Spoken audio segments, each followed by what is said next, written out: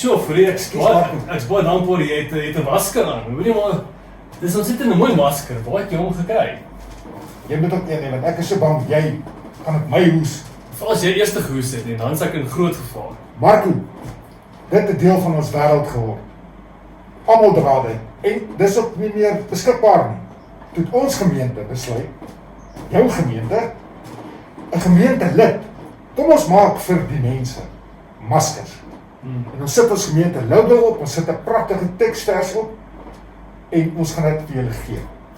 Julle kan soos Marco dit verniet by die kerk om afval, 1 per persoon asseblief. Ons dis vir die teksvers. Die teksvers sê, omdat jy die Here as skuilplek geneem het, die Allerhoogste as jou beskermer, sal geen onheil jou tref en geen plaag naby jou woonplek kom nie.